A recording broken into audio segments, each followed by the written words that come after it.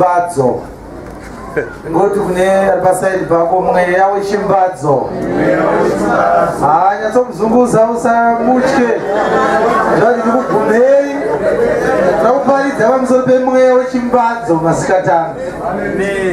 The spirit or the demon of usury. The demon of usury. Chapter 5 verse 1. Next. Zvino kunyunyuta kukuru kwakamuka pakati pavanhu navakadzi. Anotaura achidaro. Amen. Nehemia ari kusvitswa chichemo nevanhu vari muchechi. Ari kusvitswa chichemo neungano yese yeimba yaIsraeri. Tangidzai kubva vhesi ya1. Zvino kunyunyuta kukuru kwakamuka pakati pavanhu. Kwakamuka chii? Kunyunyuta kukuru pakati pevanhu. Vainyunyutei pamusoro pehama dzavo vaJudha. They are complaining, pertaining or concerning their brethren the Jews. Nokuti vamwe vakati, and others said unto him, isu navanakomana vedu, we our sons tiri vazhinji, and our daughters are many. Ngatipiwe zviyo tidye. Therefore we take up corn for them, that we may eat and live.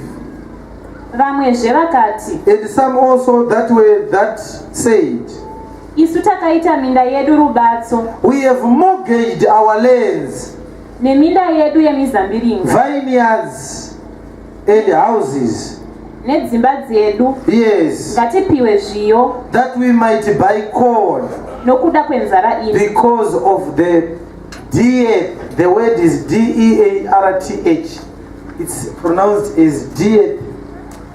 It's a word that denotes a drought that was never before. Drought of a high magnitude.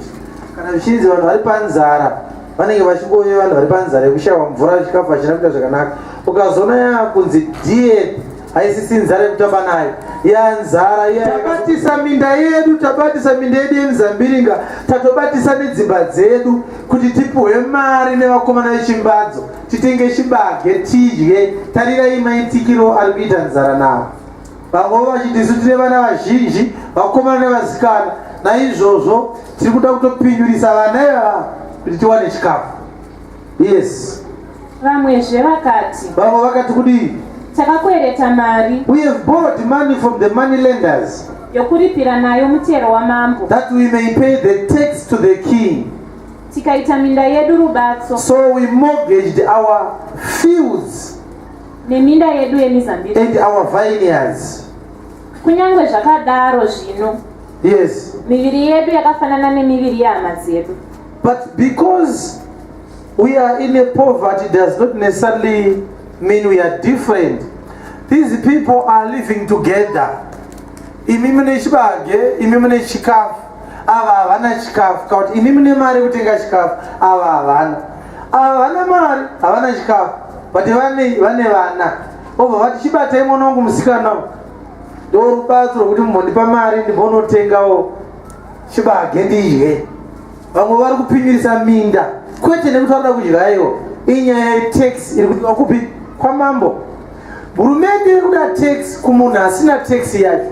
Saka munhu akutora munda unomuraramisa kuti aunouchengetesa kuvarume vane mari, awane mari yekupota achibhadhara tax. Yes. Navana vedu vakafanana nevana vavo. Isu takafanana navo vanhu vane mari. Takafanana navo maJudha ari kutibatira minda, maJudha ari kubata vana vedu, maJudha ari kutora dzimba dzedu as collateral security pamari dzavari kutipa, pachinhu chavari kutipa. Takafanana navo miviri yedu, uye takafanana navo even pakurarama kwedu. Tiri maJudha, ivo maJudha. Even vana vedu vatiri kuzvara vachivapa kuti vabate vakafananawo nevana vavo. Yes. Tarirai, yes, tosunga vanakomana vedu navakunda vedu, yes, vave varanda. yes. Vamwe vakunda vedu vakatosungwa, vakunda vedu vamwe vacho vakatosungwa, vakatochengetwa, vakavharirwa nenyaya yechikwereti chemubereki. Yes. Isu hatine simba rokuzvidzivisa. We do not have power to stop this usury from taking place. We are weak. Nokuti minda yedu neminda yedu yemizambiringa yatova yavamwe. Our fields and our vineyards have already been taken by others. Yes. Ipapo ndakatsamwa kwazvo. This report is being given to the men of God who is in the process of reconstructing the walls of Jerusalem, which the enemy had destroyed. He was now appointed, Nehemiah, to become a governor. So this request, this complaint is being told to the governor, recently appointed. This governor had traveled from Persia to come back to Israel, to Jerusalem, to Judah. He had come to reconstruct the broken walls. But because the process has taken a long time, what does he do? He begins to adjudicate over the matters. He is now the governor. So Nehemiah achibva ku Persia akauya ine assignment yekuvaka masvingo. But nekuda kureba kwenguva yaari kutora akasvika paakaappointa kuti aite chi governor. Saka vanhu vane magovernors akasiyana siyana. Mamwe magovernors acho ndo ari kutotora chi zvimbadzo izvozvo vachitora minde yavo vachitora vana vavo vachiroora zvefosi kumwana wenyu chikweleti mototi pamangwana kana varega unipa mari yangu chikweleti mangwana mwana wenyu amukadzi wangu ndikupa vasvika na 4 o'clock 4 dzokuwana mari hapana atoo mukadzi wake. Izvi zviri kuitwa nemamwe magovernors. But majudha vauya nechichemo kune mumwe mujudha anonzi Nehemiah akaburuka achibva Persia achiuya kuno kuzovaka masvingo. Hallelujah. Amen. Saka vari kuona kuti magovernors atinawo akatodzwa nyaya akaigadzirisa ndeuyu akauya haana kuuya vatatina vonguva yese vanonetsa. Wakaita sei Nehemiah? Dzorodza vhesi 7. Ipapo ndakatsamwa kwazvo ndichinzwa kuchema kwavo nemashoko iwayo. Zvino ndarangarira mumwoyo mangu. I consulted with myself. Ari kutaura kuti ndakaita meeting ndokubva ndabvunza vamwewo kuti vandichenjedze, asi mumeeting imomo ndanga ndiineni ndokubva ndazvibvunza ndokuona kuti no, mhinduro yandaona kubva kwandiri yakanaka. I consulted myself. Naine washaya here maadvisors akakubatsire kusvikira wakuzvibvunza. Tikristu ari kurehwa. Nehemiah could never consult himself in this matter. Ndakatsamwa kwazvo nekuda kwenyaya iyi uye nekuda kwemashoko aya. Nehemiah achiudzwa kuti vanhu vatorerwa minda nedzimba neminda yemizambiringa nevana, anotsamwa kwazvo obva azvibvunza. Akazoita sei? Ndikaita nharo navakuru navarayiri. Yes. And I set a great assembly against them. Yes. Ndikati kwavari. Wakati kudii Nehemiah? Imi munoreva mhindu mumwe nemumwe nehama yake. Ipapo ndikakoka ungano huru pamusoro pavo. Yes. Ndikati kwavari. Ndoda kuti mubvise weje kuti mhindu pavhesi 7 apo muise chimbadzo. Nekuti weje kuti uzari arire mhindu. Mhindu it's a word rechishona rinongoreva kuti dealing kana kuti business. Apa pakanyorwa word rekuti chi uzari. Saka mhindu dzairehwa hatisi mhindu dzemhindu, ichimbadzo. Bvisai word rekuti mhindu ise uzari. Tangidze vhesi 7. Zvino ndarangarira mumwoyo mangu ndikaita nharo navakuru navarayiri. Ndikati kwavari, imi munoreva chimbadzo mumwe nemumwe pahama yake. Ipapo ndikakoka ungano huru pamusoro pavo. Yes. Ndikati kwavari, isu takadzikinura hama dzedu vaJudha dzakanga dzatengeswa kuvahedheni patakagona napo. Yes. Zvino imi moda kutengesa hama dzenyu, moda kuti dzitengeswe kwatiri here?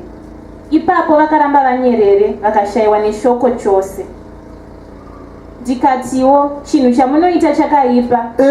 Ko hamufaniri kufamba muchitya Mwari wedu kuti tirege kushorwa navavengi vedu vahedheni. Neniwo nehama dzangu navaranda vangu takavapa chikwereti chemari nezviyo tichireva chimbadzo. Haiwa, ngatiregeni chimbadzo ichocho. Yes. Dzoserai henyu kwavari iko nhasi minda yavo. Yes. Neminda yavo yemizambiringa. Yes. Neminda yavo yemiorivhi. Yes. Nedzimba dzavo. Yes. Uye nomugove wezana wemari. Yes. Nezviyo. Yes. Newaini. Yes. Namafuta. Yes. Wamakatora kwavari chiri chimbadzo. Yes. Ipapo vakati, tichazvidzosa, hatingarevi chinhu kwavari. Sezvamunotaura ndizvo zvatichaita. Yes. Zvino ndakadana vapristi ndikavapikisa kuti vachaita izvozvo zvakapikirwa. Ndakazunzawo nguo dzangu ndikati kudii? Mwari ngaazunze mumwe nemumwe asingaiti izvozvo zvakapikirwa abve paimba yake napabasa rake, ngaazuzwe nokudururwa saizvozvo. Ipapo ungano yose yakati ameni. Verse 14. Uyezve kubva panguva yandakaitwa mubati wavo panyika yaJudha, kubva pagore ra20 kusvikira pagore ra32 ramambo Arishasita Artaxerxes, iwo makore ane 12. Yes. Ini nehama dzangu hatina kudya zvokudya zvomubati. Handina kupiwa chikafu chinopiwa gavhena kunyange ndandiri gavhena. For the 12 years dzandakaita gavhena paJudha, inini neHemaya. Mamwe magavhenas ari kutora chikafu chemagavhenas kubva kuvanhu vachidya, asi ini 12 years ndiri gavhena wavo handina kubata chikafu chagavhena. Ndaizviwanisawo chikafu nenzira dzangu. Vanotambira kubva kuvanotambira, asi ini aiwa ndakaramba izvo. Yes. Asi vabati vokutanga vakanditangira vairemedza vanhu. Amen. Umbera Kristu muoko. Vabati vakanditangira vairemedza vanhu. Yes. Hallelujah. Amen. Na mweya wechimbadzo varume, mweya wakanaka kuti tiuparidze nezvawo masikati ano. Yes. Tovuka pari mwangangu kuti tikuzira apostoli tinotanga zvibadzo.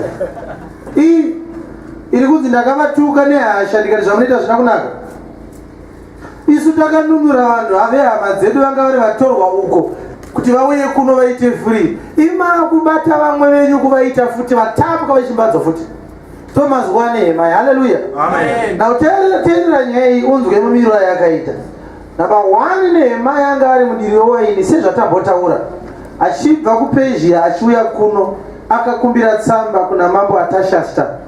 Artashasta izwi rechishona rinotsanangura Artaxerxes. ARTERXERXES. Ndo spelling yeword yekuti Artaxerxes. Teererai munzwe. Tokubva ati nditenderei kunovaka masvingo akaondomoka, asi ndipei tsamba mbiri. Tsamba yekutanga nditendereiwo kupfuura nepakati pamwe magavhenas varege kundinetsa vachifunga kuti ndiri musungwa anotiza. I am authorized by the royal king to pass through into the land of Judah. The second letter, nditenderei imi mambo Artashasta kuti kana ndasvika kuJudha kwandiri kuenda ndigozopiwa mvumo nemi kuburikidza netsamba iyoyo yekutora demo ndotanga kutema mapango ndichida kuvakisa masvingo aya nekuvakawo imba yangu. Ndichavaka mapango, ndichatema mapango musango renyu mudondo ramambo. Mapango andichatema, number 1, ndichashandisa kuvaka masvingo akaita se akaondomoka. Asi kana ndashandisa mapango aya kuvaka masvingo akaondomoka, ndichatema futi mamwe ekuzovakawo imba yandichagara ndikagare musango kana ndasvika kuJudha. Saka ndoda kuti munditendere ndimi muridzi wedondo. Ndipei tsamba yekuti munoti authorize kupinda mudondo ramambo ndotema mapango mamwe ndovaka masvingo akaondomoka nemapango enyu mamwe ndotorawo ndovaka imba yangu. Nehemia yanga ari mudiri wewaini pamberi pamambo Artashasta, asi akatemera mambo nguva yekudzoka. Tataura kuti ndiKristu akanga ari muprista kare worudzi rwaMerikizedheki, ndiye akapa Mwari nguva 33 years. Baba ndinodzoka, asi pandiri kuenda apa ndinoda kupiwa imwe tsamba yekupfuura pakati pemamwe magavhenas. Tsamba yaaida kupiwa yaive yekunopinda mumurayiro, ndo mamwe magavhenas aaida kupfuura maari. Can you authorize me to go into the law as I am going to reconstruct the broken walls? I also request that you give me another authority in form of a letter that I may be allowed to go into the forest of the king in order for me to cut down wood. I will cut down wood to reconstruct the broken walls. I also cut down wood to build my own house, I will need to have apostles whom I'm going to cut down from the forest of the king, with whom I'm going to build the forest, the walls of righteousness that were broken down. Are you going to allow me to cut down Peter? Are you going to allow me to cut down Judas Iscariot? Allow me to cut down Thomas, so that I may use them to reconstruct the walls of righteousness. But after I've erected, I've built, I've established the walls, I also need authority to cut down wood from the forest of the king, with which I'm going to use to build my own house, the New Testament church. I'm going into the forest of the king. Sakadondo rari rebridzi rari sirira Nehemiah. Ndamuridzi wenyika agara ndimwari. But Kristu wakapuwa authority yekupinda mudondo ramambo. Otora demo reshoko raMwari, otanga kutema ana Paulo, achitema ana Barnabas, achitema ana Silas, nana Pimbimano nana Dewana nana. Ovatema achida kuvaka imba yake. Saka Nehemiah achiuya kuno ane tsamba mbiri, na wani ndeyekupinda pakati magovernors, nechipiri ndeyekupinda mudondo ramambo. Saka mukamunzwa akuparidza shoko ari muna apostle ningi, pastor ningi, havana kungoerekana vapinda vakauya vapuwa authority kubva kuna Mwari. Pinda hako mfano wangu mudondo rangu, unoita zvandiri kureva. Ndo masvingo akutanga kuita sei? Kuvakwa. Masvingo akupedza kuvakwa. Haleluya, haleluya, haleluya, haleluya. Masvingo akupedza kuvakwa ndokubva paitika chiitiko chekuti vanhu vakazouya nenyaya yanga yane makore iripo, asi vasina kusvitsa kuna Nehemiah. Mazuva akasvika. Ndinokumbira kuti munzwe nyaya iyi imi governor, nekuti wakanga azoitwa governor. Tiri munyaya yenzara huru, asi munzara imomo kune vamwe vanazvo. But vanazvo kudaro vari kutitorera zvinhu zvedu nekuda kwechibage chavainacho. Takatoendesa minda yemizambiringa, minda yemuorivi, takatoendesa nemimwe minda, takatoendesawo vana vedu vakomana nevana vasikana vedu. Pamwe pacho tiri kupinyoresa zvinhu izvi tichibadzuriswa kuti tiwane mari chaiyo yekunobhadhara mutero wamambo, nekuti mutero wamambo hauwanike nekuti inguva yenzara. Nyamba nzara iyi, nzara iyi, nzara iyi, nzara iyi, nzara iyi. Hallelujah. Amen. Are you hearing me? Amen. Nzara iyi inoparidzwa pa chapter 8 ya 2 Kings. Inotangirwa ne chapter 4. Mushure mekunge kubva pa verse 8 zvisvika zvichika kuzasi. Panoitika chiitiko chekuti Elisha anopfuura nepamba pemukadzi weShunemi kusvikira awaniswa pekugara, obva aisizovakirwa kamba pamusoro, otoiswa mubhedha imomo netafura nemwenje imomo, obva aisirwa nemubhedha necheya netafura nemwenje, obva agara imomo kusvikira rimwe zuva anoprofita achiti kumukadzi uyu gore rine nenguva dzino uchaita mwana, kusvikira mukadzi uyu akazoita mwana mukomana. Mwana ndokubva afa, ndobva mukadzi uyu aisa mwana pamubhedha waElisha, kusvikira Elisha akadeedzwa akauya akamutsa mwana. Nyamba mwana waakaprofita Elisha kuti mukadzi weShunemi anomuwana, mushure mekunge atombouya akagara ipapo. ndiKristu akauya ndokurarama pakati pavaIsraeri, ndokubva apuwa pekugara kusvikira nguva yaakaparidza akaita zvaanoita ari pakati pavo, kusvikira nguva yaakaporomisa akati kana zvadai gore rinouya nenguva dzino muchaita mwana. Nyamba mwana waaida kuti vagozoita akanga ari mwana wokururama. But muchaona kuti mukadzi uyu achichengeta Elisha mumba make, number 1 anorepresenta most importantly the Old Testament order. Old Testament order ichipuwa murayiro ndiyo yakachengeteswa zviprofita zvekuuya kwomwanakomana waMwari.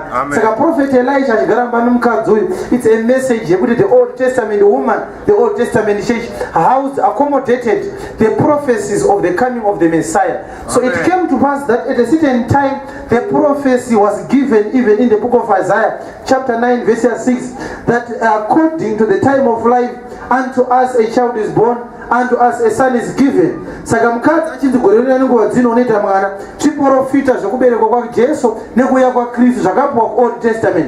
Saka nekuzara kwenguva mwana akazozvarwa, but sezvakanyorwawo mwana akazofa. Saka mukadzi akati mwana kana afa handiendi kunobvunza dzikamutanda, handiendi kunorova gata, tinoenda kunotaura neakapromisa kuberekwa kwemwana. Ndobva Elisha awiwa naye, this time akauya aine tsvimbo yaakabvenge apa kuna Gehazi. Namba Elisha achikwira pamusoro kunorarira kamwana kamwana kakafa yakanga iri message yekuti Kristu kumuka kwake kwaizokonzereswa naKristu kwakusingakonzereswe nemumwe. Amen. Saka Kristu wamuka ndokumutswa kuitwa kamwana kemukadzi. Ndobva nyaya chasiyiwa akadaro. Chapter 8 inointroduce nyaya ichiti zvino kwakazenge kuine nzara yakanga yakonzereswa nemunhu waMwari yaifanira kulasta 7 years. Kusvikira munhu waMwari anodzoka kumukadzi weShunemi oti munyika muno mamugere muchaita nzara chitizai muende kuFilistia munozodzoka after first 7 years. Saka nyaya yatinayo pano ndeyekuti Nehemia achisvitswa message yekuti nekuda kwenzara huru tiri kuitwa chimbadzo. Nzara huru ndeipi? Ndiyo nzara huru yakaudzwa mukadzi weShunemi naElisha, imbotizai muende kuFilistia munogara ikoko munozodzoka after 7 years. Ndokune chibage iko zvinezvi munoma muna chikafu nenyaya yekuti ndakonzeresa nzara. Saka number 1 mukadzi weShunemi aifanira kutama kubva muSamaria kubva kuShunemi achienda kupi? kuFilistia nechikonzero chekuti kuSamaria kwaagere kwakonzereswa nzara neakambenge amutsa mwana wake. Iri nyaya yekuti pari kunzi mukadzi uchibva munyika mako uende kuFilistia, ndiKristu ari kutaura nemaJudha vari kutenderana naye kuti iye ndiye anoponesa, iye ndiye muponesi. Kuti muno muIsraeri mamugere mumurayiro munomu marongerwa nzara yekushaya ruponeso for all the 7 church ages. Chibvai mumurayiro mutevere gospel raKristu randaisa kumaGentiles. Saka kuFilistia kuri kuenda mukadzi weShunemi kumaGentiles kune shoko raMwari ndandokukubhebha maapostora Pauro. kuJerusalema kwamamuri kumaJudha akusisina chinhu. Kwarongerwa nzara for all the 7 church ages. Amen. Saka mumazuva ekunge chechi yaKristu ichibhebha kufidwa neshoko raKristu kune dzimwe nzvimbo dzinenge dziine nzara. Muri kuinzwa meseji? Saka mazuva enzara iwayo ndoanomuka chimbadzo. Haleluya, haleluya, haleluya, haleluya, haleluya. Inzwai munzwe nyaya iyi. Vanhu ava vari kutorerwa minda yemiorivhi. Nyamba miorivhi ndo unosvinwa pobuda mafuta emaorivhi. Ndo waishandiswa kuita zvinhu zvemafuta panguva dzaIsraeri. Muorivhi unoparidza mweya mutsvene. Minda yemizambiringa inoparidza ropa raKristu Jesu. Minda zvayo inoparidza kuwanikwa kweshoko raMwari. Saka pari kunzi tatorerwa minda yedu nevarume vechimbadzo mumazuva ekunge pasina nzara, pasina chikafu. Pane message huru yekuti isusu taloncherwa New Testament naKristu. Tiri kunzi tipinde mumaguta ekuwana shoko raMwari, ekuwana mweya waMwari, ekuwana ropa remwanakomana waMwari, ekuwana dzidziso dzemwana waMwari. Ndo maguta makuru alonchwa. Pati Kristu achiloncha maguta aya akaziva kuti ndikasachenjera ndichaita problem yekunge vanhu vasingade kuuya kumaguta angu vachinge vagutiswa zvimwe zvisina maturo zvisingagarire kusingaperi. So ndochiita chirege ndicreate nzara kumwe kwese maguta achiwanikwa mutestamendi yangu. Muri kubata nyayo? Amen. Saka varume ava nevakadzi ava vari kuti takatorerwa minda nevarume vechimbadzo kuti tiwane chekudya. Minda iri kunzi takatorwa, havana kutorerwa mazambiringa, havana kutorerwa maorivhi, havana kutorerwa chibage, vakangotorerwa munda bedzi. Munda ndo vakaita sei? Hakuna chirimwa chiri kurimwa mvura haisi kunaya. Bati munda iyoyo kuti kana mvura ikazonaya nayawo munda uyu ukadyarwa pakabuda mazambiringa akasvinwa pakagadzirwa waini. Ndo watorwa nevarume vechimbadzo. Iri message yekuti panguva iri kuitwa zvaKristu kuNew Testament yake kune mweya wechimbadzo waizosimuka uchitozofanira kugadziriswa naNehemia zvakare ari Kristu ari kutaura navanhu. Mweya uyu mweya wokunge munhu asvikirwa mumazuva enzara ekunge vanhu vasati vava neshoko raMwari, munhu asati atendeuka ari mumazuva enzara. Ndamaguta ari kungowanikwa bedzi muNew Testament. But mumazuva enzara imomo ndokubva kwaita varume vakachenjera vanotora minda yevanhu vari munzara vachivapa tuchikafu kuti angorarama kusvika mangwana odzoka futi chitorai nzara dzangu chitorai gumbezi chitorai mbedha kusvikira munhu angorara pasaga bhedha wakabatwa tipei mari dzangu apa mari haiwaniki mabasa hakuna. Mungayawa kuti Kristu achipa vanhu shoko rake tikangotadza kuuya kushoko raKristu Lucifer ari kuloncha as usury spirit yekuti kuzotora munhu kuti auye kuna Kristu pachaita nyaya. Munosvika aine bitterness yekuti ndakambotera kunamata akubatsire ndakaenda kuchechi yakati ndikanosvika ikoko ndikanotenga masofa emunhu waMwari pati ndapedza kutenga masofa emunhu waMwari ndakatobhuroka wese kupfuura zvandakanga ndakaita achitofunga kuti kunamata kunobrotsa nyamba kwaakatenga masofa kwanga kusiri kwaMwari. Amen. Kwakuine mweya wechimbadzo iko. Amen. Amen. Yes. Mweya wechimbadzo ndewokuti chese chawawana unotanga wajusa uda 10 dollars ndipe chakubata. Saka vanoparidza chimbadzo vanhu vakaita sei? Vanhu vanoti Mwari haakukomborere kana usati waisa mari mundiro. Vanhu vanoparidza chimbadzo vanhu vanoti Mwari haakublesse kusvikira watengera munhu waMwari rofu rekudya. Vanhu vanoparidza kuti hauna basa raunowana kusvikira watenga mafuta wazora, hauna chaunowana kubva kuna Mwari kusvikira waenda kunofasta 14 days and 14 nights. Varume vechimbadzo vanongotora munda bedzi nyamba munda ndiwe wacho. Amen. Ndiwe munda. Amen. Hauna mazambiringa, hauna waini, hauna maolive, but watobatwa kudhara kuchimbadzo. Yes. Hallelujah. Munda watorwa mazambiringa asati adyara. Amen.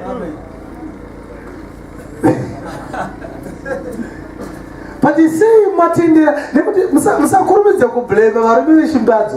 Varume vechimbadzo vakanakira kuti havaone kuzotora nesimba, unoenda wega. Amen. Hausi kundinzwa masikatani. Varume vechimbadzo vakanakira kuti vanomirira uye. Amen. Uine kabegging bowel. Amen. Iyererewo makapi maviri ehupfu voti jusa siya munda pana chikuyerere. Hatisisina chinhu. Minda yedu yemazambiringa yaenda. Vanakomana nevanasikana vatorwawo. Nedzimba shadzo dzaita sei? Dzaenda. Nyamba dzimba dzairehwa apa dzaiparidza brain. Alright. Brain ndo dzimba dzatorwa nevarume vechimbadzo. Unenge uchimbadzirwa kudaro brain hapasisina. Amen. Hautombozviona futi kuti chimbadzo chandiri kuitiswa ichi. Zvokuti vanhu vakada kunzwa meseji yekudzikinurwa vanotanga kugumbuka kuti vari kushora munhu waMwari wedu. Hatidi napapa vedu, hatidi nemurume wedu wechimbadzo. Ari kuti mbadzirusa hatidi naye. Kusiri kuti unomuda imba ndo yakatorwa. Amen. Kana imba yatorwa munhu achagara paya.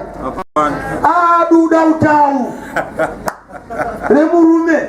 Hapana paanozikanwa dzapa ndo paanogara. Mangwana mamona arara muchigunduru, mangwana ari muchitayi cheterakita, kusvikira mangwana andorara muchibhazi chakafa. Anozomuka kusina rumwe nemagwa anga ari muchibhazi weimomo achitiza.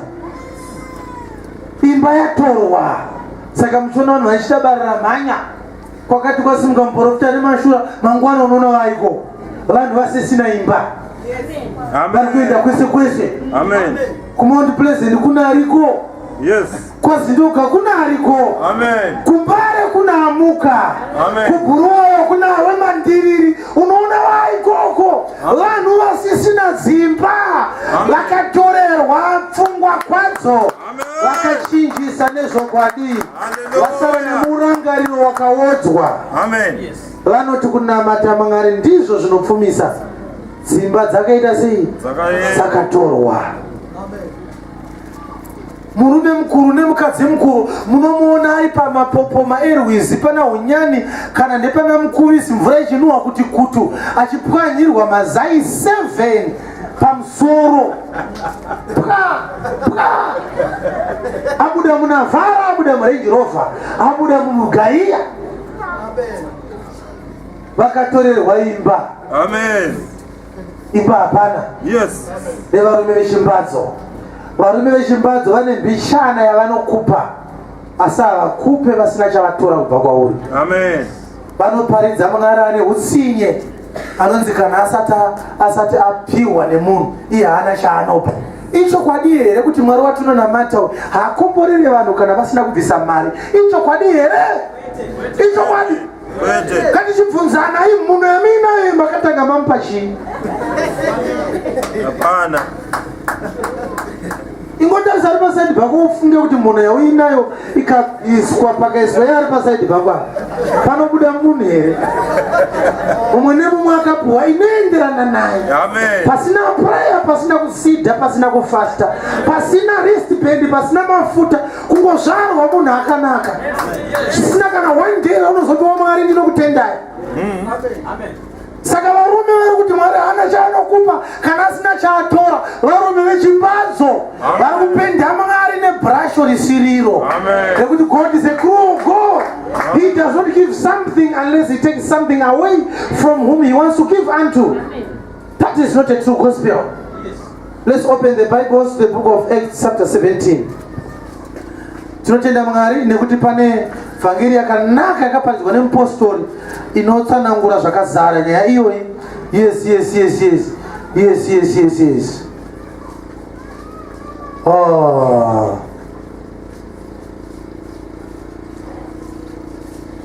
Verse 22. Teerera kwazvo mupostori. Zvino Pauro amire pakati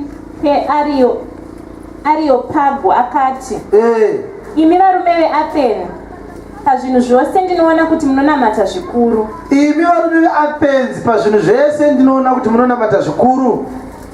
Nokuti ndakati ndichipfuura nepaAthens panapa, ndichicherechedza zvokunamata, ndakatarisa manamatiro enyu muno muAthens muAreopagus muno, ndakawanawo aritari yakanyorwa kuna Mwari asingazikanwa. Yes.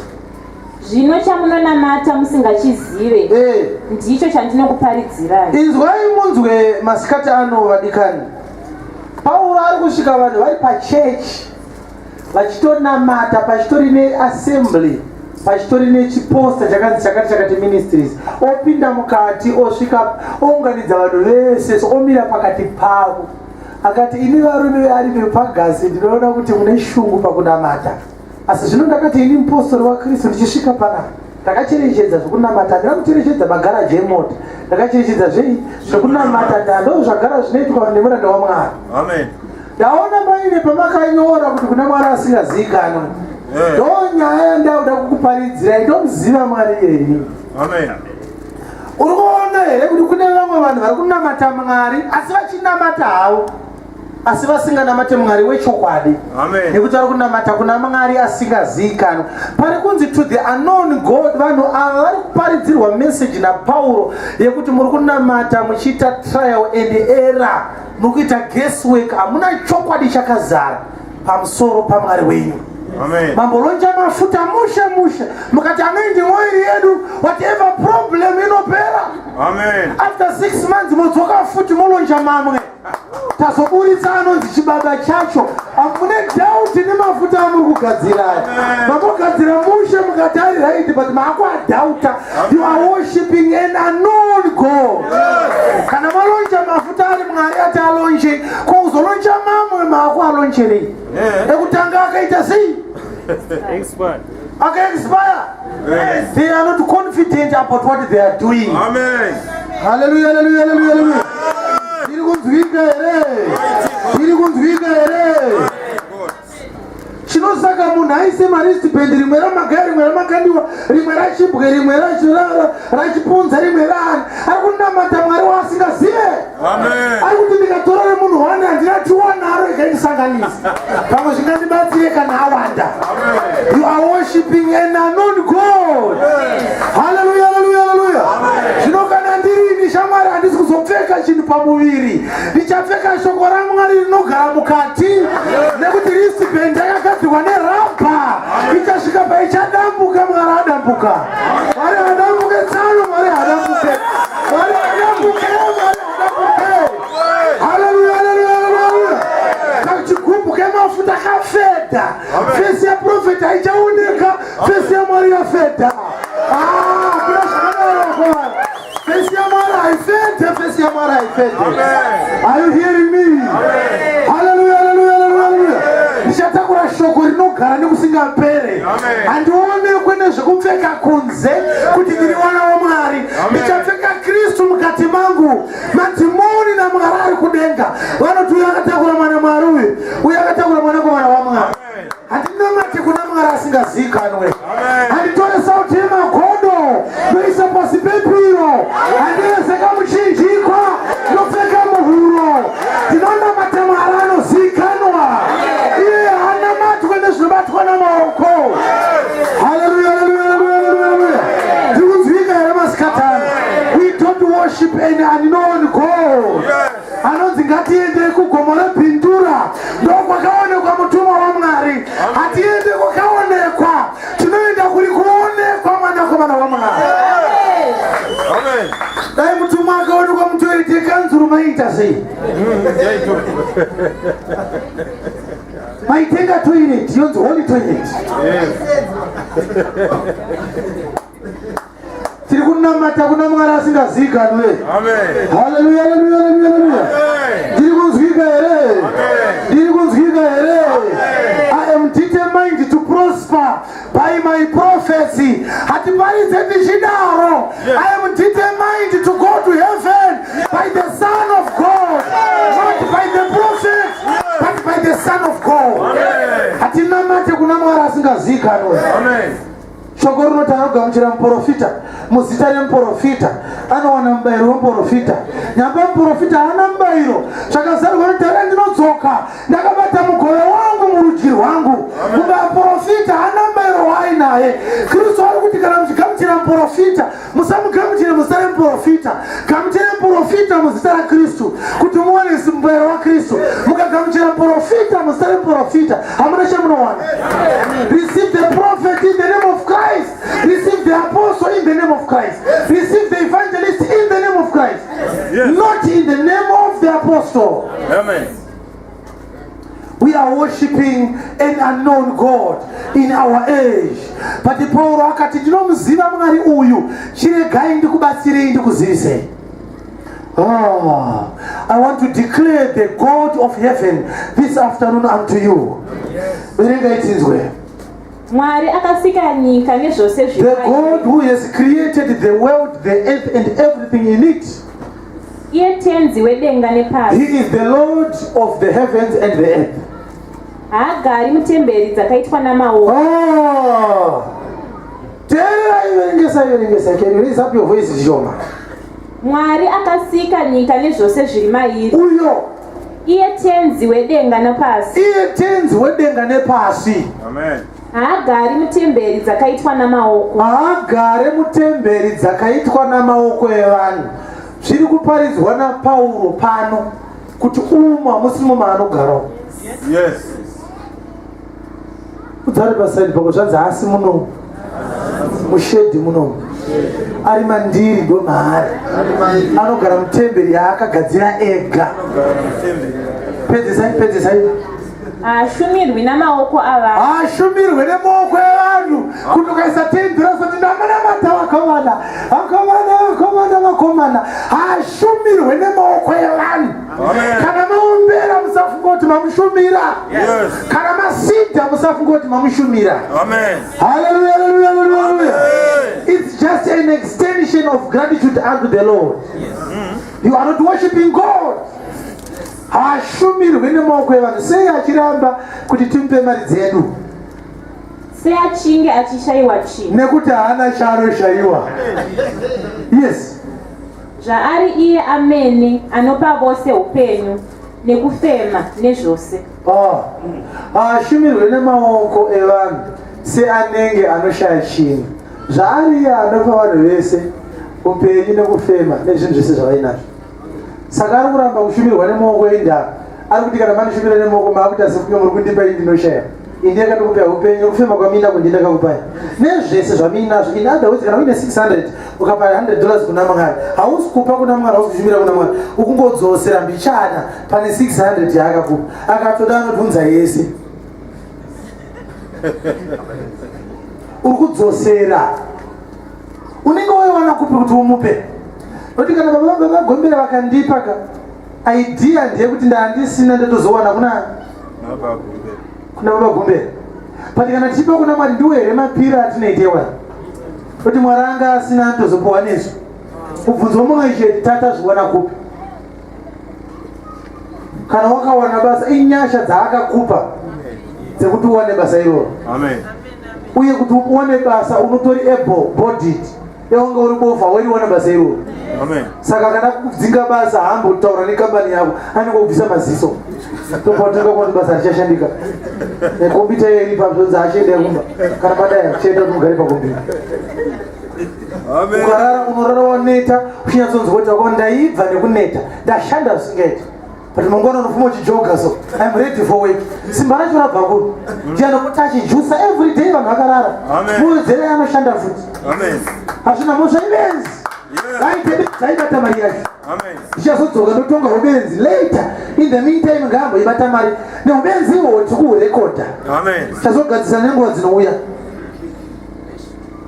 munhu anorova nemukadzi asiri wakagomuka kusena ari mbeni Mwari agototi mukaitsana muende futi kubasa kupfuure mberi neubenzi chazogadzirisana nezvari kutongwa chichitori chipo unonzwa achinzi anonaisa mvura kunyange nepamba pemuroyi mvura inonaya nemushana unotoona muroyi ari pazuva aika nemowo motodawo zvamwari muroyi anozvambira zuva raasingadhizevhe kuti ariwane. It's a gift from God. So you don't minister to God with your substance as if God is stranded. You are actually sowing back to Him the little that you can afford to sow back. After all, unotoripa charge misappropriation of resources. Pazvizhinji zvaari kukupa zvishoma shoma ndozvauri kudzosera. Katariseni ndingataurire zvenguva chaiyo. Zuva re 24 hours. Pasvondo pane mangani times 7. Ma-hours mangana uri kuenda kushoko raMwari kana kuprayer uri kudedicata kuna Mwari pa7 times 24 hours. Haakwane 24 hours ma-hours aunonzwa shoko raMwari pasvondo. Haakwane mangani 24 hours.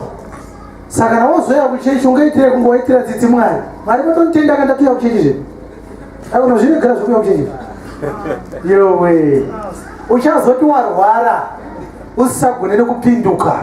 Topaunotanga kuona kuti 1 hour uchifamba it's a gift of grace. Amen. 1 hour. Taura mwana ndokurova. Pane pamwe pekuti wega wakarara sora sora kana ndokurova hambomira zvaari kuita. Antu munondurova nei munhu asakana kuti. Ngasimuke mukandurove mine kumwa kapi yekoko chaiyo mukura mukutadza. Ukatora chimwe mwana ndokurova manje unotori naro simba rekurova mwana. Kune vamwe vari kuzvipatara kuvasisina simba yekusimuka achienda unogara pachemba kureso haasisina. Amen. Ari kubatsirwa. Amen. It's a gift from God. Amen. Haashumirwe nemaoko. Amen. Haashumirwe nemaoko. Ndiye anopa vanhu vese upenyu. Ndiye anopa vanhu vese zvese zvavainazvo. Nemweya wokufema ndiye anovapa. Ndo mashoko akaparidzwa nemuprofita panapa. Hallelujah, hallelujah, hallelujah, hallelujah. Amen. Verenga. Akaita marudzi ose avanhu. Achibva kuno mumwe chete. Kubva kuna Adamu ndiye mumwe chete waireva. Kuti agare pose panyika. Akavaita kuti vagare panyika pose vanhu ivava. Ambotara nguva dzavakatemerwa. Vanhu vacho vari kugara panyika pose vakatamirwa futi nguva. Haurarame kusvika forever. Kanzwa profeti vakuti handife vari kunyepa. Munhu wese akatarirwa time yekuzvarwa neyekufa. Amen. Takatotarirwa mugano izvi mugano kana wakwana togemuka koya vamwe. Amen. Zvinokuita timu dzebhoro kuti gemu reManchester United neArsenal rikapera kunobva kwaire chire Real Madrid nechakati chave chakadaro. Dortmund ndozvatiri kungoitawo. Ana chidhuma vakanetsa vakaburiswa muground. Ana chibabiro vakauya vakanetsa ana Hitler vakati ndotonga nyika yese ndiri hwani anasa musati kwamboita mupengo saHitler. Amen. Hitler ngari mupengo musvinu patine ubenzi ihwohwo akavhura. Amen. Iwo ndiwo ungazorega kuvhura uleshiwe akatione akatikuona ana Branham vakazvitaura izvi vakati handife ndine Eria wokupedzisira. Eria akafa nechechi kati kwete zvikadzi neni handife, I am the Elijah. Akafa akazonzi nehurumende mukazamviga tokusungana. Amen. Vachinamata kuti ngaamuke. Amen. Last year kukafa Cobus. Yes. South Africa. Vakatakura chitunha vakaenda chomuchechi vakanamata. Let's pray for his resurrection. Amen. Achiparidza a doctrine of immortality. Hatichafa akabata John 3:16. Akati Ishe vakati anina anotenda kwaari haafi anorarama nokusingaperi. Haana kuzoti airehwa kunzi anikana ana haisi miviri yenyama mweya yevanhu ndoyenzi inorarama nokusingaperi. Amen. Mwari haana kurega kusiya ari peri. Yes. Kuda kuupenzi hwaakanga aita. Amen. Mumwe muprofita murefu akanga ari kwakweti complex akati inini ndinogona kudeclare kuti ndisafe. Rimwe zuva akafuma achiita kuenda kuKariba kunofamba pamusoro pemvura. Haana kuzoenda Mwari akamubatsira. Aidzoka ikoko achinyara.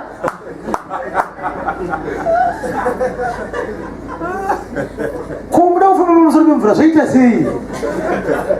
Atika Jesu wanhu akafamba. Urefu anotevesa vanhu. Anobhocha mazuva anosikaite. Haana kuzoenda kuKariba. Akaona kuti hazvichaita. Ndinonyara pamberi pevanhu. Nonyura mukatozoredzerwa masea divers.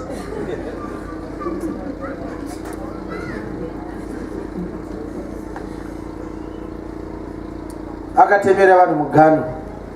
Unorarama kubva apa uchisvika opfuura koya vamwe. Izvezvi zvaushamere here kuti vanhu vakafa kubvira nyika ino ichinzi Zimbabwe ichitanga kurarama nevanhu vakawanda kupfuura lendi ino, zvekuti tikada kutarisa makuva atakaviga vanhu, dai guva richinzi kana rakuvigwa vanhu haichashandiswa futi, dai pasina pekugara makuva azara nzvimbo yese. Kuti nzvimbo yekugara vanhu yakawanda kupfuura makuva, vanhu vari kufaniswa vanhu vanouikwa here nei vanouikwa here manhamo mambo zvinzwa zvandataura. Yes. Kuti tikatanga kutarisa kubva nguva yana dombo lako Chingwanu nana Nyamazana nana Mulimo, kubva nguva iyoyo tikatanga kuti vakafa ndaanani. Zimbabwe is plus or minus 18 million people right now as I speak, including vana vadiki. Amen. Tikatora vanhu ivavo tikavaisa paside tikatarisa vakafa kudhara vanopfuura 60 million. Amen. Tikamezha size yeguva tikatanga kutsvaga tikatanga kuisa million izvi unotusana tisina pekugara, but vanhu ivo vakafa vakavigwa. Amen. Nzvimbo iripo, masango aripo, kutore dzimwe nzvimbo sadzagarwa nevanhu vanhu varamba kugaremo. Vanhu vachinetsana namastenzi muno handi kumusha kwedu kwedzoka tikupe mastenzi amudi nzvimbo iri kwekaono vanhu vari kuskwizana pavanoda, asi kuine dzimwe nzvimbo dzisina vatambogara. Amen. Ko vanhu vari kufa kuvigwa pai kana lendi ichiramba iripo ndezvakavanzika zvaMwari. Amen. Munhu anoora woita mvemve kusvikira panga paine guva pasaonekwe kuti panga paine guva. Amen. Munhu agototenga stendi agotovaka pamusoro pemakuva. Amen. Ozoti achifamba masikati osvika pamakuva kuti pano pakarema iye achigara pamakuva. Vanhu vanopfeka nokutaurira pamakuva panorema uchigara pamakuva. Unzari pasati pakuti amugari pamakuva here. Munhu wese anogara pamakuva. Amen. Aizve. Amen. Munhu wese anogara pagraveyard. Ipo panapa pane makuva panapa. Amen. I'm telling you. Pane makuva patiri panapa. Kungoti hachaonekwa. Saka we are comfortable. Yes. Saka unondi kuchika kwedu hakusi kwechokwadi. Ndekwemawara. Ndekukuonerewa ndekumuramba munhu. Zvinhu zvinotyisa chaizvo hatisi kuzvitya. Unotogara kuguva paguva chaipo. Fanika pane mubhedha wako pepe. Pane guva imo pane. But hausi kuona bedzi zidombo rakanzi rest in peace rero. Unotya kaiwe. Hallelujah. Amen. Kuti muteerere nyaya chimbadzo mweya wokuti vanhu vari kufanirwa kusiya something kuti vawane something. Iyuzari iri kuintroducwa muchechi navanhu vechimbadzo. Kana vambadzurisa vanhu vakatora minda yevanhu, havasi kutora minda iyoyo voiendesa kuna Mwari, vari kutora minda voichengeta ivo kusvikira munhu azara musoro wake nepfungwa yezvinhu zvemunhu waMwari, musoro make musina zvinhu zvaKristu. Tiri kudzidziswa kuti Mwari anoshumirwa nemaoko.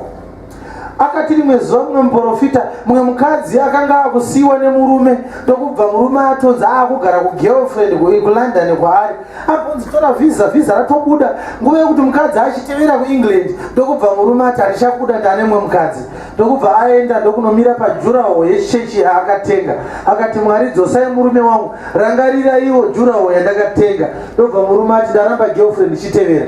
Kana ndichitiita mabasa makuru kuna Mwari, tikuitira nguva dzakaoma. Amen. Kana zvinhu zvaoma, unobata suti wakatengera mufundisi, kana risiti yacho.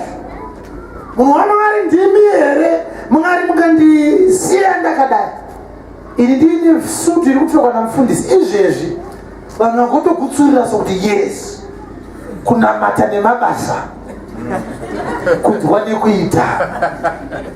Ndiko kuita kwacho wero. Ndiko kuita kwacho. Long life offering $50. Haufosi nosvika 100 years. Vanhu vagotomanya kusvikira chibhini chemari chazara chakutotsikirwa nemamonya kudai. Ma50 azara. Vanhu vachiramba kufa. Amen. Vachida kujusa ne$50. Zvino kana 50 ichiunza 100 makore, ana chiyango vachafa here. Vanhu vachingojusa. Anofunga anenge ari mupenyu kusvikira Kristu achidzoka.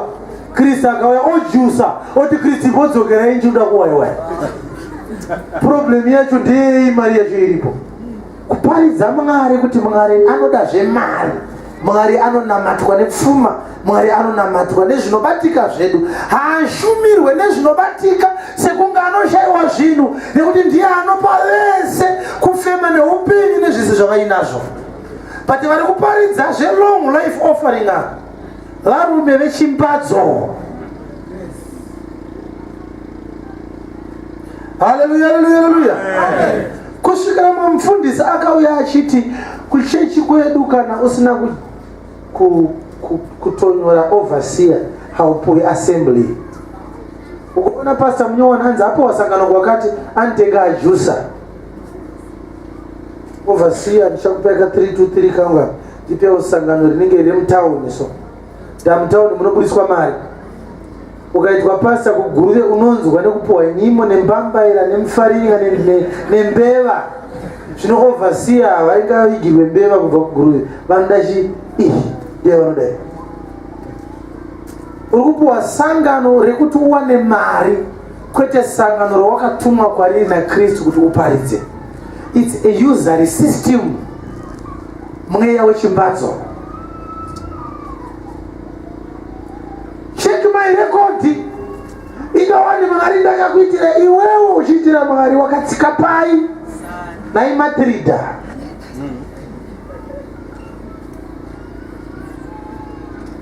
Unoitira Mwari wakatsika pai iwe. Kana wakunamata ingoti Mwari ndirangarire iwo, ndinokumbira kuti mundiitirewo chakati, ndinokutendai nekundirangarira kwamakaita kare nemwanakomana wenyu, muri mutsvene makarurama, ndinokutendai. Watopedza. Haikona kuda kunobata dzimwe nyaya dzekushokosha. Muzvere weshumba achangopedza kusununguka. Unotsengwa ukasara waminzimiti. Vanhu vari kusvitsa chichemo kuna Nehemaya kuti vanhu vari kuita izvi havasi vatorwa.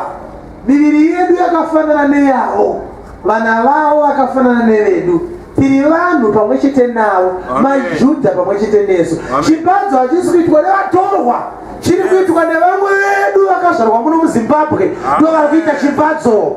Anongotanga kutaura zvinhu zviri mistirika, zvokuti unotanga kufunga kuti ndofunga anoona naMwari ndionekwe. Saka regai atitungamirire, munhu anoonekwa naMwari. Ini ndiri pedyo naMwari kupfuura imi mese panapa.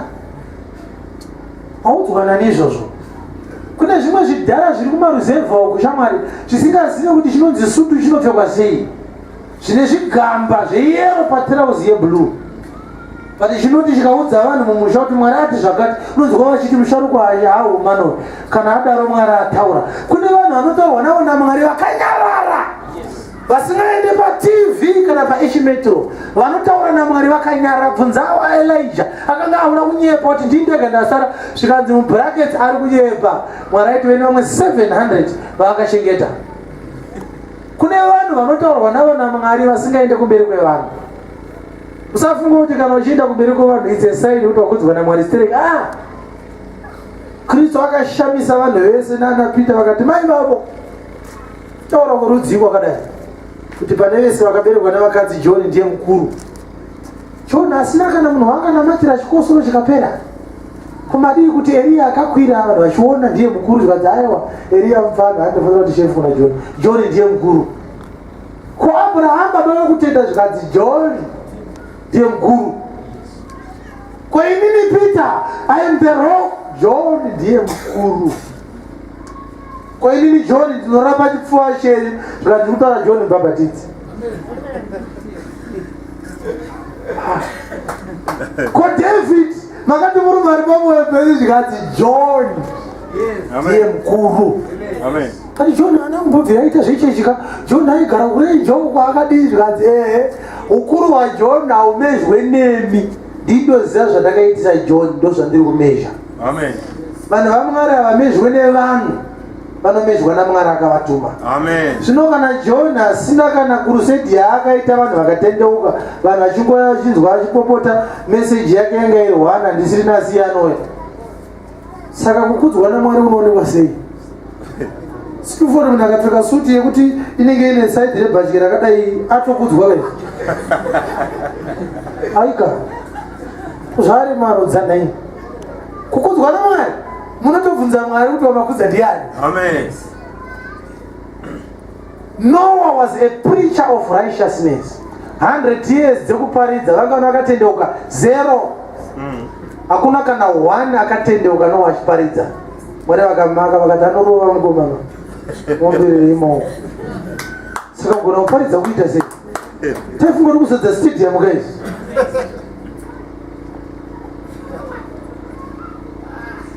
Kugona kuparidza kunoonekwa sei? Kana Noah akaparidza for 100 years kukashaya kana 1 akatendeuka, Mwari akati anogona.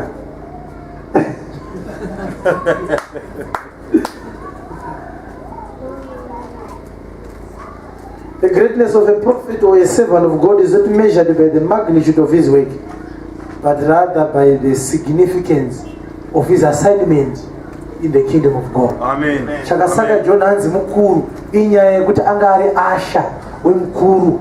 Amen. Ndo chakamukudza bedzi. Amen.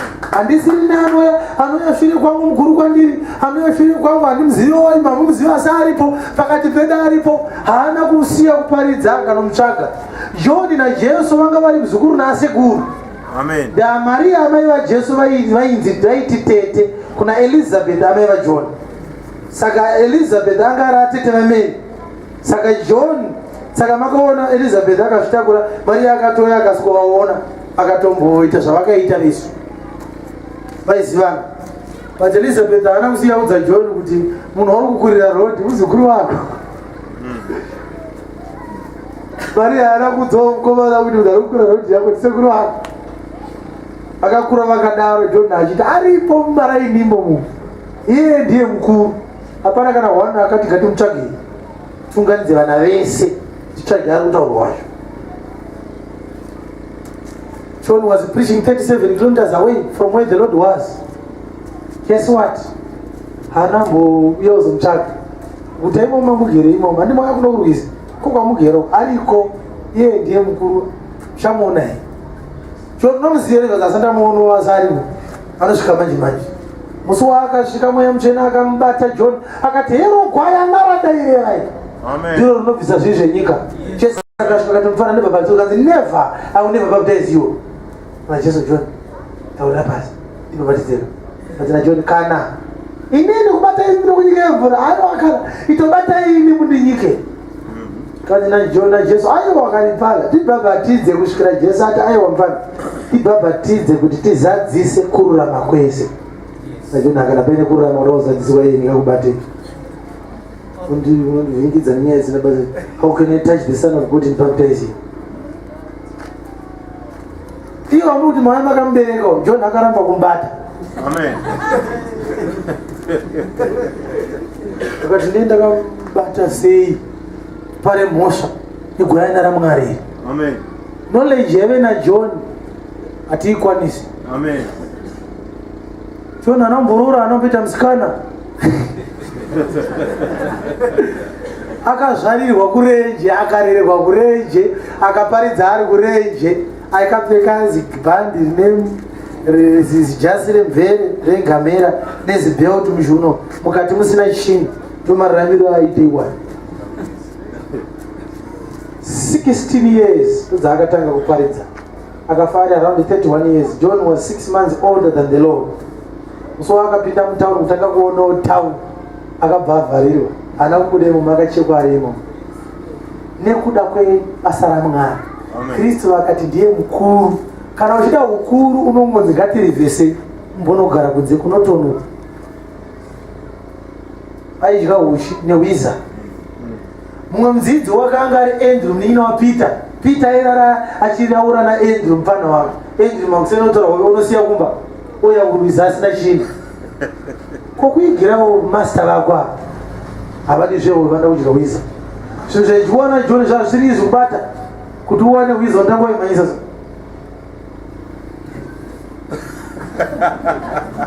waibata kuti uwane uchi ungoona pane nyuchi womora ngazvigonera siyana nazvo zvokutsvaga ukuru kuita mwana waMwari uende kudenga. Amen. Zvakawanda siyana nazvo. Amen. Zvinoitiswa varanda vaMwari inyasha dzaanenge atopiwa hazviteedzerwe neshungu. Amen. From the days of John the Baptist unozvigona zveviolence dzaJohn. John haana kutakura mapuwa akarova vanhu uko akaita violence. Violence iri kutaurwa yaJohn ndeyekurejecta the desires of the flesh.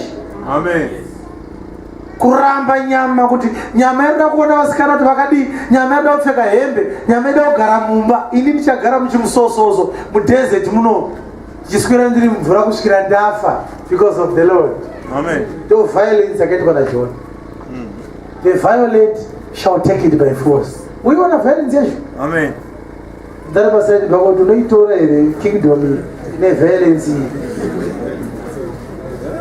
Izvo zvitikabvisa machera tikati nhasi tichaparidza makagara pavhu unobuda ukaenda hauigone violence ngataure chokwadi. Amen.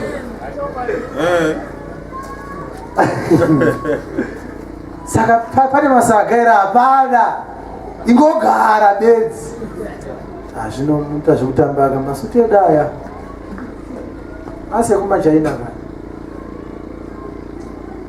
Haleluya. Amen. Varume vechimbadzo vane dambudziko rimwe chete ravainavo rekuti vari kuvhiringidza nekutora dzimba dzevanhu. Saka shoko riri kuti vanhu ava vakauya kuna Nehemia vakati vanhu ava ihama dzedu, hatisi kuitwa chimbadzo nevatorwa, tiri kuitwa nehama dzedu. Nehemia akati isusu takatora vanhu vakanga vaitwa vatorwa, vakanga vaitwa varanda kuvatorwa, tikavatora tikavadzosa tichida kuti vanhu vave free. Imi mavaitwa free mavakutora kuti vamwe vanhu vovaita kuti vatorwa. Mazwi iwayo anotorwa naNehemia mazwi anotorwa naKristu kuvafundisi vari kuita chimbadzo kukereke yake. Takaenda pamuchinjikwa ndikanobvisa vanhu vanga vari pasi peutapwa hwaSatani kuti vanhu vanamate Mwari vakasununguka. Vanhu vava free, New Testament yavapo, shoko reruponeso. Imi mavakutora vanhu futi mavakuvaita vatapwa futi. Nai zviri kuitika here zvokutaurwa izvi kana kuti this is an exaggeration? Matthew 23 verse 13. Mweya wechimbadzo.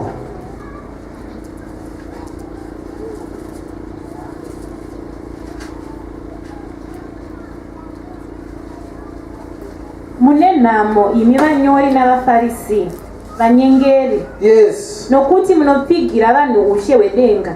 Nekuti munopfigira vanhu ushe hwekudenga.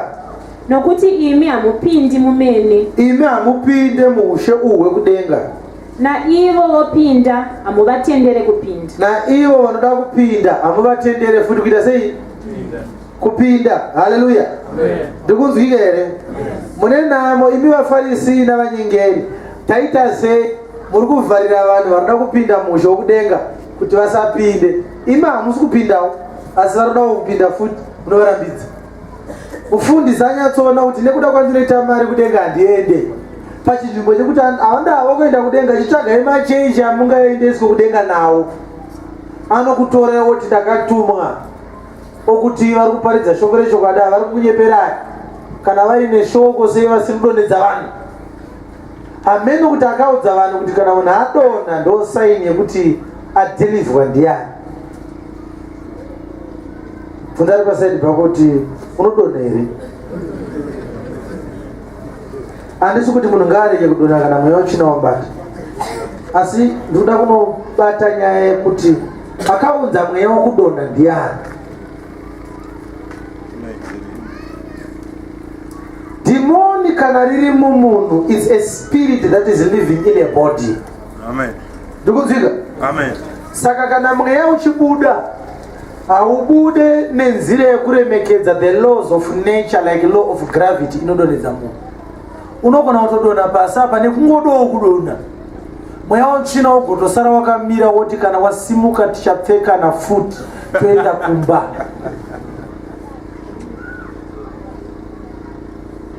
Kune madhimoni akaona kuti kune mafundisi anofanira kunzi ane power nekudonhedza vanhu. Amen. Anotouya munhu kuchechi asina mweya wetsvina. Mweya wetsvina uri muchechi. Amen. Wakamirira vanenge vauya.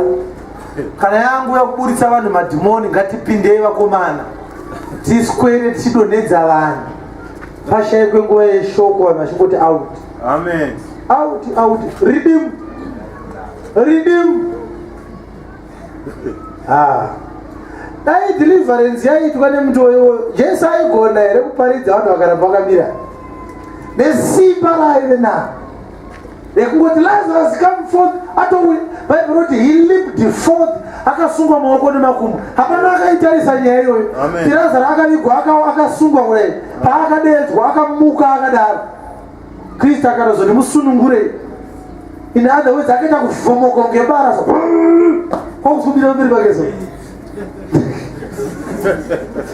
Nezwi rekungoti come forth baby. Amen. Lazarus akatozosunungurwa maoko, vanhu vakashamba kuti munhu akanza akasungwa ajamba sei iye munhu akasungwa maoko nemakumbo. Nyamba paishanda power reword, ataura ndiye ane simba. Amen. Hallelujah. Amen. Nemazwi iwayo nemaitiro iwayo dai aive nemawarati nawe kusimudza ruoko so vanhu vachitanga kugwina aibatwa here akaroverwa nemaitiro iwayo. Kwete. Kana vana Peter vacho nana John aingarira pachipfuva chemunhu akadaro. John aingofanira kuti achingomuguma soda kuti mangwana waishe ndoda kumborara pachipfuva zvonzira kuti handivatina mazana anongogara pachiyaso oti shuya yemugare vanhu vochiti vodonha zvavo pachiyairo baba. Amen.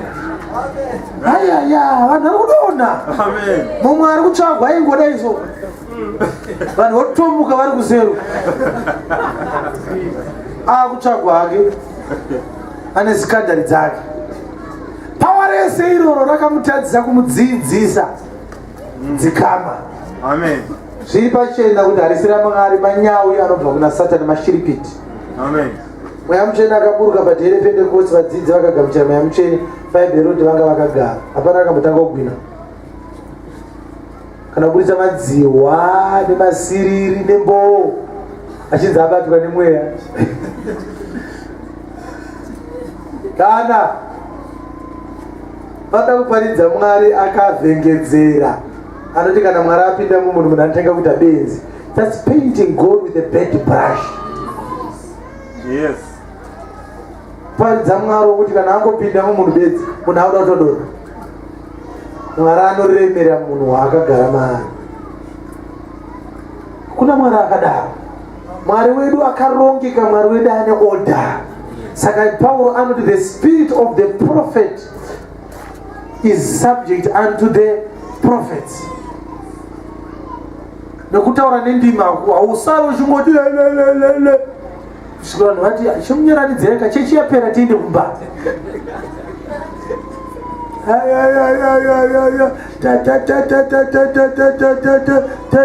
Takapinda kugomo takasvika pakusvika pamba umwe musikana achimbotaura nendimi chiseka chinzi abatwa zvine pawa.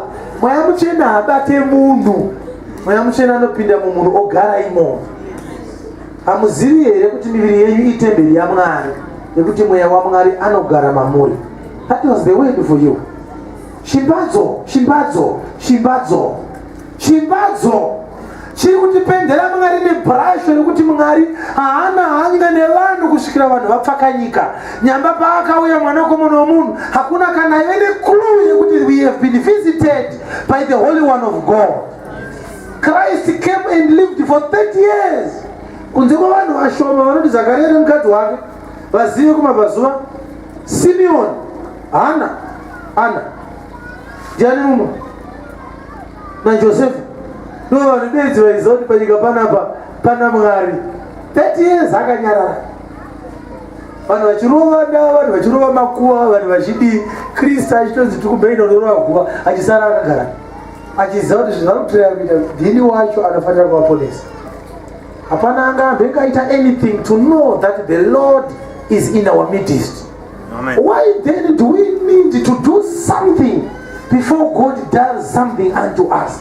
If we were given the greatest gift of life in the form of His Son, before we even knew that salvation is something that exists. Ukauya kune munhu waMwari akati ukati munhu waMwari zvandoda kuita ndezvekuti ndaendesa mapepa eleni 100,000 kune mwe India ndibatsirei kubata munamato musvino. Munhu waMwari kana mari iyoyo ikabuda ndikaita business ndakusita zviri serious kuchechi ndikapasa vava kuti right zvotochiita ndichanobata gomo nenyaya iyi iro tibate gomo. Vanobhiliva kuti kukura kwenyaya kunofanira kuitwawo zvakakura kuti zvinhu zvifambe. Ukati ndikurwara nemusoro rabashaka yawo yield, ukati ndikurwara nemfari vanotanga vamba kutenderera zo.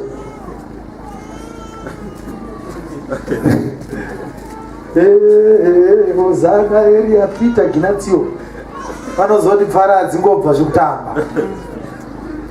Zvinozva kuti mbotenderera munhu mamutira mvura. Ndakaona paseri pabhiya vanhu vachikupirwa migoro yemvura. Kupe nyamba zvinonzi shoko riri padhuze mukanwa mako. It's a word of faith that can change your life. Yes. Amen. The great work was already done on the cross. Amen. Hallelujah, hallelujah. Amen. Ndikuzvika here? Amen. Munino makandiwa akasimuka akati ndosaka muchiramba muri marombe kudaiso nekuti muroyi wako akatengesa mombe akanoripa akanobhadhara n'anga kuti uite rombe zvawakaita 4 mombe dzakaenda kun'anga kuti uite rombe. Kana wauda kuti urege kuita rombe unoita sei? Unondobvisa more than 4 mombe kuti zvinhu zvako zvifambe. Saka ukunzi compare usati watanga kupa kuti wakaroyiwa nei. Kangoroyiwa nechikotora wabvisa 2 zvikotora wobva wawina. Zvinomuda kuti ndibvise mombe 4 ndisati togotenga kana mbudzi. Uibaba waona kana mbudzi kana nyama chaya usati wachi wane mwedzi uchidya nemachaya nemakanyanisi. Urikuudzi kwanzi wakaroyiwa nemombe 4 unofanira kubhita target. Nyaza kuti haifirapo hapana. Kuzi mombe chayo inowanikwa nini? Mombe hapa. We shall have a very bad picture yatinopenda kumberi paMwari. Vanhu vanotenda kuti tinofanira kuita something kuti Mwari atiponese. Mweya wechimbadzo wakaunzwa naSatani pakati pedu. But Satani achiunza mweya uyu akashandisa vamwe vedu vakafanana nesu, vane vana vakafanana nevedu. Amen. Murume akauya kwandiri pana first akati munhu waMwari ndakomborerwa neshoko renyu. Tell me kuti munoda kuti ndiite chii kuti Mwari andikomborere. Kana chamuri kuda ndiudzei ndikutengerei. Ipapo kana usati wakuziva Mwari unotanga kuti yes, the Lord has done it. It is my time yekutsenga. Zvinisa hatidaro. Munhu achitaura so totanga kutanga tanzwa kuti mazuva aya dai ari Kristu akamira. aipindura kuti kudii mazwiwa pandinotanga kutarisa ino. Simon ainzi Simon atendeutswa naFilipi waenda muvhangeri Filipi ndokubva Filipi ati Peter apostle Peter vachauya kugamuchidza mweya mutsvene. Simon anga ari n'anga aitouka achitori neshiraini yake ndokubva Peter asvika ndokutanga kugamuchidza mweya mutsvene madhimoni achibuda ndokubva Simon aona kuti romane power vanhu vese vakutaura ndimi noda kwako. Uyu iSimon n'anga ari kuona zvaitwa naSimon Peter mudzidzi waKristu. Ana Simon vanga vasangana ndobva Simon ati amene pamusoro paSimon ndikakuonewo here.